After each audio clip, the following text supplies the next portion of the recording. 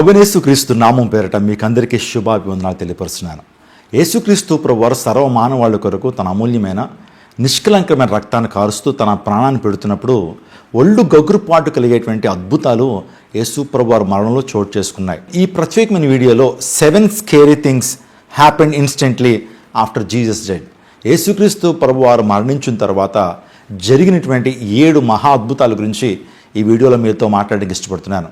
యేసుక్రీస్తు ప్రభు ఎందుకు మరణించాలి అంటే సమస్త మానవాళ్ళు చేస్తున్న పాపం నుంచి మనిషిని విడుదల చేయడానికి సర్వ పాప పరిహారం రక్త ప్రోక్షణం ఆవశ్యకం, తద్రక్తం పరమాత్మైన పుణ్యదాన బలియాగం అని వేదాలు ఘోషిస్తున్నాయి. అనేకమైన ప్రామాణిక గ్రంథాలు చెప్తుంటే మానవుని యొక్క పాపాన్ని పరిహరించడం కొరకు రక్షకుడు పాపము లేనిటువంటి దేవుడే ఈ లోకానికి వచ్చి తన అమూల్యమైన నిష్కలంకమైన రక్తాన్ని కార్చాడు. ఆ రక్తంలో విశ్వాసం ఉంచిన ప్రతి ఒక్కరు కూడా పాపక్షమాపణ పొందుతారని దేవుని లేఖనం కూడా సెలవిస్తూ ఉంది.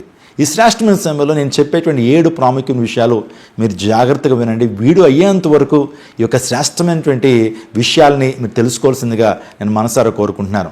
మొదటగా ఆలోచన చేస్తున్నప్పుడు యేసుక్రీస్తు ప్రభువారు సిలువలో 4వ మాటగా ఏలీ ఏలీ లామ సబక్తాని. వాస్తవానికి ఈ మాట ఆయన ఏ భాషలో పలుకుతున్నాడంటే ఆయన వాడుక భాష అరమైక్లో మాట్లాడుతున్నాడు. యేసు ప్రభువారు ఈ లోకంలో ఉండేటప్పుడు ఆయన అరామిక్ భాష మాట్లాడాడు. అరామిక్ భాషలో ఏలీ ఏలీ లామ సబక్తాని అంటే నా దేవా నా దేవా నా చేయి ఎందుకు విడిచితివి అని అర్థం. యేసుక్రీస్తు ప్రభు యొక్క చేతిని తండ్రి విడిచిపెట్టాడట. అందుని బట్టి నా చేయి ఎందుకు విడిచిపెట్టావని దేవుడు మాట్లాడుతున్నాడు. ఆ టైంలో ఏం జరిగిందని ఆలోచన చేస్తే మధ్యాహ్నం 3 గంటలకి ఆ మాట ఆయన పలుకుతున్నప్పుడు ఆకాశంలో గొప్ప వింత సంభవించింది. లోకమంతా కూడా చీకటి ఆవరించింది. ఆ దేశమంతా కూడా చీకటి కమ్ముకుంది. డార్క్నెస్ కవర్డ్ ద ల్యాండ్ అనే మాట మనం చూస్తుంటాం. మధ్యాహ్నం 3 గంటలకి సూర్యుడు కనుమరుగైపోయాడు. సూర్యుడు తన ప్రకాశతనివ్వలేదు. ఆలోచన చేయండి. యేసుక్రీస్తు ప్రభు యొక్క జనంలో కూడా ఒక సెలెస్టికల్ మిరాకిల్ జరిగింది. ఒక కాస్మిక్ సైన్ అనేటువంటిది ఆకాశంలో మనం చూస్తూ ఉంటాం. యేసుక్రీస్తు ప్రభువారు పుట్టినప్పుడు ఆకాశంలో తార పుట్టింది. దాని గురించి జోనస్ కెప్లర్ అనేటువంటి శాస్త్రవేత్త నివేదికిస్తూ మనకు నవగ్రహాల్లో 3 గ్రహాలు ఒకే యాక్సిస్లోకి వచ్చినాయట.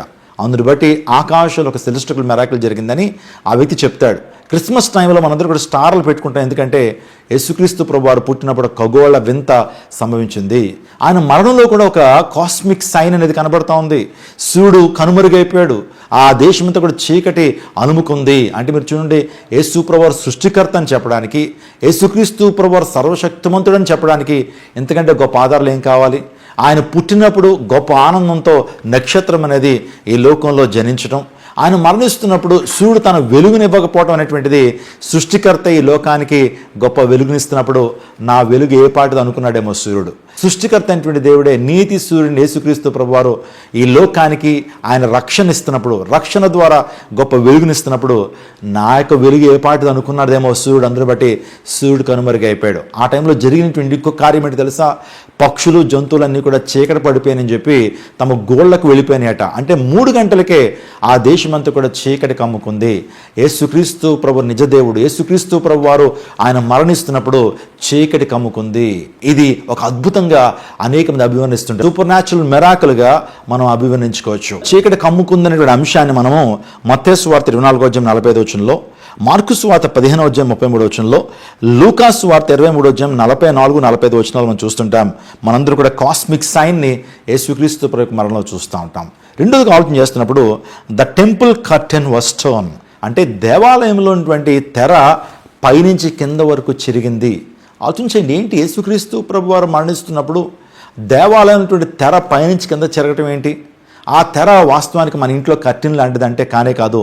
ఆ తెర యొక్క పొడవు 60 అడుగులు, వెడల్పు 30, 4 అంగుళాల మందం కలిగినటువంటి 40 క్యూబిక్స్ ఉండేటువంటి ఆ తెర పైనుంచి కింద వరకు చిరిగింది. ఏ ఒక్కరూ చెంపలేదు, కానీ యేసుక్రీస్తు ప్రభు మరణం ద్వారా దేవాలయం తెర చిరిగింది. దీని గురించి చాలామంది చరిత్రకారులు చెబుతూ వస్తున్నారు. ఇది 72 చతురస్రాలని చెబుతున్నారు. 300 యాజకులు కష్టపడి తయారు చేసినటువంటి ఈ తెర 3 రంగులు ఉంటుందని, ఒకటి స్కార్లెట్, ఇంకోటి బ్లూ అండ్ రెడ్.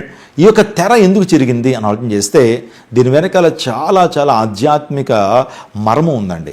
వాస్తవానికి పాత నిబంధన కాలంలో ప్రత్యక్ష గుడారంలో 3 ప్రాముఖ్యమైన స్థలాలు ఉంటాయి. ఒకటి ఆవరణము, రెండోది పరిశుద్ధ స్థలము, మూడోది అతి పరిశుద్ధ స్థలము.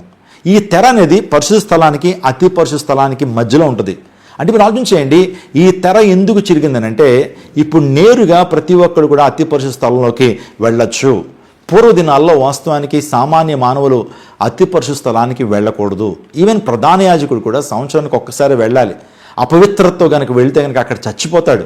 దేవుని మహిమ మెండుగుండేటువంటి ఆ పరిశుద్ధ స్థలంలో వ్యక్తి పాపం చేసి హృదయంలో పాపాన్ని లక్ష్యం చేసి ఆ ప్రాంతానికి వెళ్ళి చచ్చిపోతాడు. అందును బట్టి ఏ ఒక్కరు కూడా అతి పరిశుద్ధ స్థలానికి వెళ్ళలేరు. సంవత్సరానికి ఒక్కసారి మాత్రమే ప్రధాన యాజకుడు మాత్రమే ఆ స్థలానికి వెళ్ళాలి. కానీ యేసుక్రీస్తు ప్రభు వారు ఆయన మరణంలో ఆ తెర చిరిగిపోయిందంటే అర్థం ఏంటంటే ప్రతి ఒక్కరికి కూడా హోలీ ప్లేస్లోకి వెళ్ళేటువంటి యాక్సెస్ యేసుక్రీస్తు ప్రభు యొక్క మరణం ద్వారా అందరికీ లభించింది. యేసుక్రీస్తు ప్రభు యొక్క మరణం శుభసూచకం అండి. ఈ ప్రపంచంలో చాలా శుక్రవారాలు ఉంటాయి, సుమారుగా సంవత్సరానికి 52 శుక్రవారాలు ఉంటాయి. కానీ యేసుక్రీస్తు ప్రభు వారు మరణించిన ఆ దినాన్నే ఎందుకు శుభ శుక్రవారం అంటారు, ఎందుకు గుడ్ ఫ్రైడే అంటారు తెలుసా? యేసుక్రీస్తు ప్రభు యొక్క మరణం ప్రతి మానవునికి రక్షణ ఇచ్చింది. యేసుక్రీస్తు ప్రభు యొక్క మరణం ద్వారా ప్రతి మనిషికి పాపక్షమాపణ లభించింది. తెర చిరిగింది. దేవాలయంలో తెర గురించి యాంటిక్విటీస్ ఆఫ్ జ్యూస్ అనేటువంటి పుస్తకంలో ఫ్లావియస్ జోసిఫస్ కూడా రాసుకుంటూ వచ్చాడు. ఈ తెర గురించి చెప్తూ తెర 4 అంగుళాల మందం ఉంటుందట. అంటే అరచేయి మనం చూస్తున్నప్పుడు 4 అంగుళాల వెడల్పు కలిగినటువంటి మందం కలిగినటువంటి ఈ తెర వాస్తవానికి మనుషులు ఎవరి ద్వారా కూడా చెంపబడలేదు. ఆ తెరను కనుక బాగు చేయాలన్నా, ఆ తెరను మరలా రిమూవ్ చేయాలన్నా ఏనుగులు తీసుకురావాలి, ఏనుగుల చేత లాగించాలి. ఆ తెర చెరగటం అంత ఈజీ కాదు.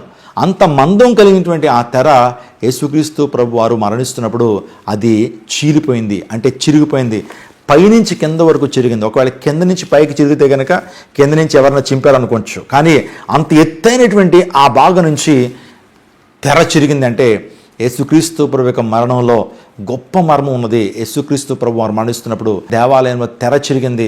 అందరూ ఆశ్చర్యపోయారు. ప్రధాన యాజకులు కావచ్చు, అన్న, కైప, వీళ్ళందరూ ఆశ్చర్యపోయారు. అక్కడ యేసుక్రీస్తు ప్రభు వారు మరణిస్తున్నప్పుడు ఈ యొక్క దేవాలయంలో తెర చెరగటం ఏంటి? ఈయన నిజంగా దైవ కుమారుడే, ఈయన నిజంగా మెస్సయ్య అని వారి హృదయాల్లో వారు తలంచారు.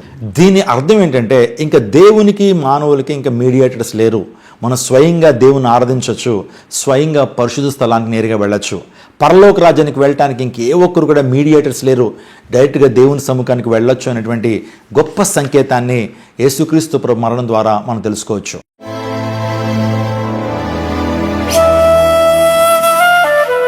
ఇంకా మూడవదిగా యేసు ప్రభు వారు మరణిస్తున్నప్పుడు జరిగినటువంటి సూపర్ న్యాచురల్ మిరాకిల్ ఏంటని ఆలోచన చేస్తే భూకంపం కలుగుట. భూకంపం అనేది ఆ ప్రాంతంలో సంభవించింది. యేసుక్రీస్తు ప్రభు వారు మరణిస్తున్నప్పుడు భూకంపం అనేటువంటిది కలిగింది. ఆ భూ ప్రకంపనలు అనేటువంటి కలిగినాయి. మత్తయి దాని గురించి చెప్తూ earthquake at the moment of Jesus Christ death అని మత్తయి సువార్త 27:51 ఆయన చెప్తాడు. రాక్ స్ప్లిట్ అయిన ఏట భూకంపం వచ్చింది. ఆ టైంలో భూమి కూడా తన వేదన, భూమి కూడా తన యొక్క రెస్పాన్స్ని తెలియజేసింది. మమ్మల్ని సృజించినటువంటి సృష్టికర్త అయినటువంటి దేవుడు సమస్త మానవాళ్ళ కొరకు తన అమూల్యమైన రక్తాన్ని కారుస్తున్నాడు.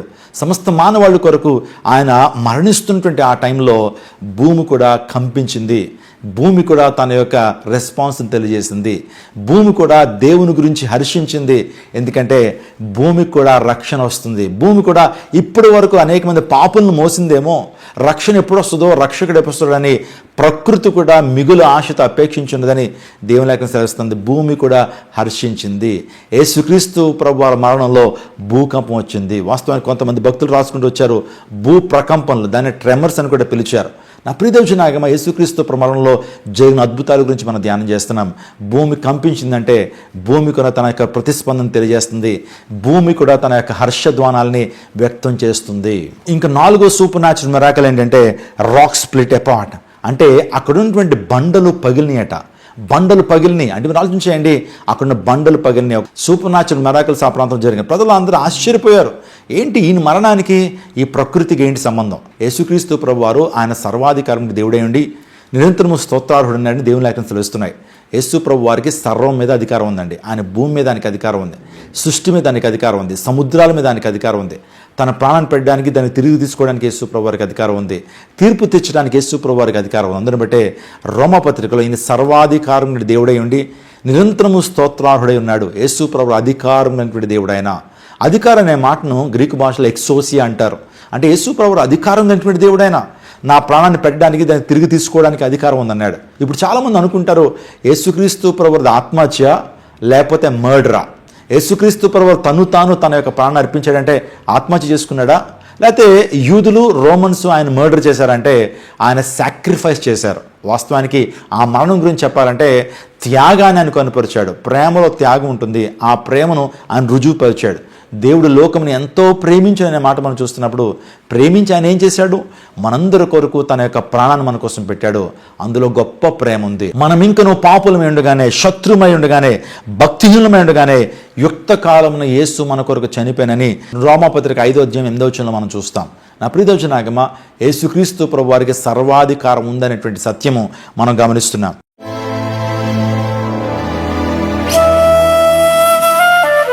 ఇంకొక ఒళ్ళు గగురుపాటు కలిగించేటువంటి సూపర్ న్యాచురల్ మిరాకిల్ యేసు ప్రభు యొక్క మరణంలో జరిగింది. అదే సమాధులు తెరవబడ్డాయి, టోమ్స్ ఓపెన్. మీరు మత్తయి సువార్త 27:52 చదివితే కనుక graves were open due to the earthquake. ఎప్పుడైతే భూకంపం వచ్చిందో, భూ ప్రకంపనలు ఎప్పుడైతే కలిగిందో అక్కడ టోమ్స్ అనేవి ఓపెన్ అయినాయి. ఇది చాలా మిస్టీరియస్ థింగ్స్ అండి. ఇది చాలా మర్మయుక్తమైనటువంటి అంశము. యేసుక్రీస్తు ప్రభువారు మరణించినప్పుడు సమాధుల్లో ఉన్నటువంటి ఆత్మలు కూడా లేచినాయి. సమాధుల్లో ఉన్నటువంటి వారు సజీవులుగా మార్చబడ్డారు. ఆయన మరణం తర్వాత చనిపోయినటువంటి వారు కూడా సజీవంగా కనిపించారట. అంటే మీరు ఆలోచన చేయండి, యేసుక్రీస్తు ప్రభు యొక్క మరణం ద్వారా అనేక మంది మృతులు సజీవులుగా లేపబడ్డారు. నేను అనుకుంటాను అంతమంది కాదు, కానీ కొద్దిమంది యేసు ప్రభు వారు చనిపోయినప్పుడు కొన్ని అద్భుతాలు జరగాలి.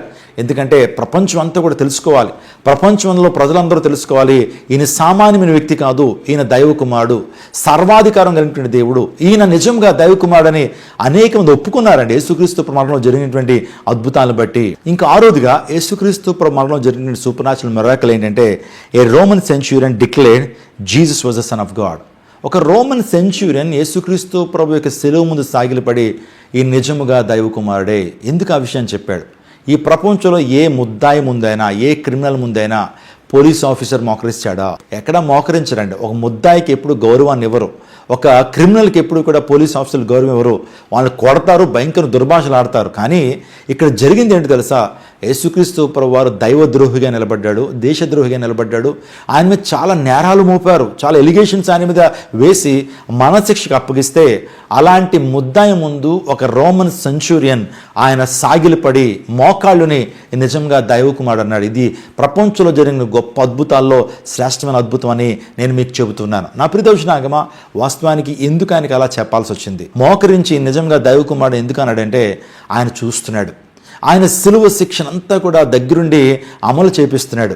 యేసుక్రీస్తు ప్రభువు వారు ఆయన కొరడా శిక్షను అనుభవిస్తున్నప్పుడు దగ్గరుండి చూశాడు. నోరు మెదపలేదు. వాస్తవానికి ప్రతి ఒక్కరు కొరడా దెబ్బలు కొడుతున్నప్పుడు బూతులు తిడతారట.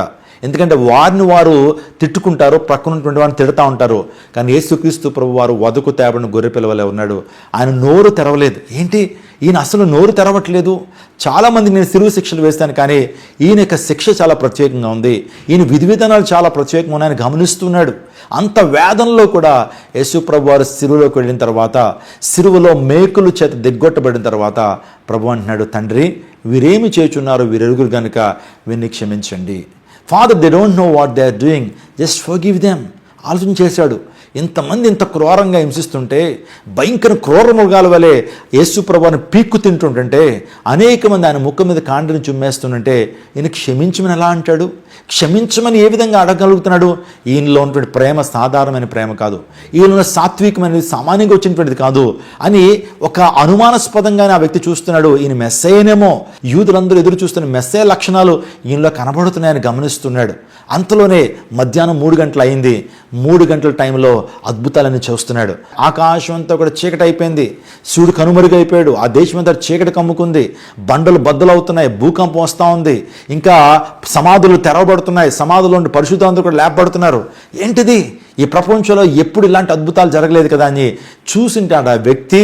యేసుక్రీస్తు ప్రభువు సాగిలపడి ఈయన నిజముగా దైవ కుమారుడే అని ఆ వ్యక్తి ఒప్పుకోవటం అనేటువంటిది ఈ ప్రపంచంలో చాలా గొప్ప అద్భుతం అండి. ఇంకా 7దిగా చెప్పి ముగిస్తాను.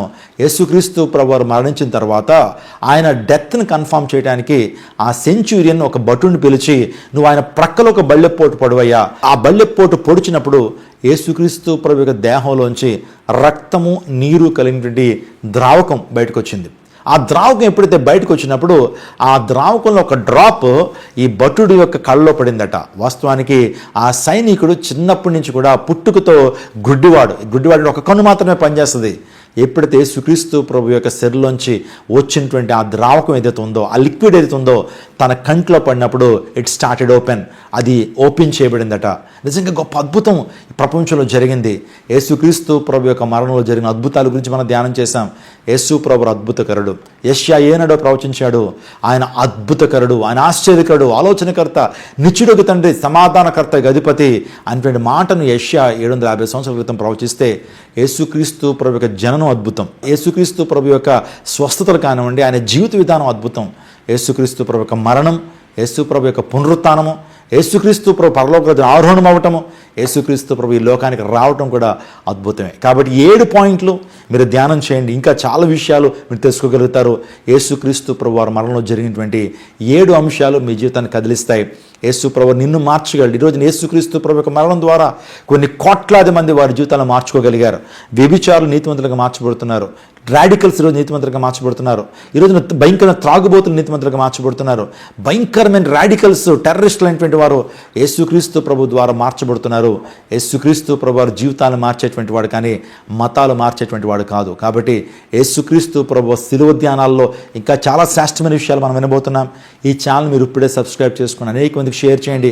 7 అద్భుతాలు మీకు తెలియజేశాను, అనేకమైన శ్రేష్టమైన విషయాలు ఈ వీడియో ద్వారా మీతో మాట్లాడతాను. కాబట్టి ఇప్పుడే సబ్స్క్రైబ్ చేసుకోండి, అనేక మందికి ఈ వీడియోని షేర్ చేయండి, మీ లైక్ కూడా మాకు తెలియచేయండి. ఇంకా ఏ అయితే విషయాలు మీరు తెలుసుకోవాలనుకుంటున్నారో, మీకున్న సందేహాలు, ఏ విషయాల గురించి అయితే నన్ను మాట్లాడమని కోరుతున్నారో అవి కమెంట్ సెక్షన్లో మీరు ఖచ్చితంగా రాస్తే వాటి గురించి ఖచ్చితంగా రీసెర్చ్ చేసి ఆ విషయాలు మీకు తెలియజేస్తాం.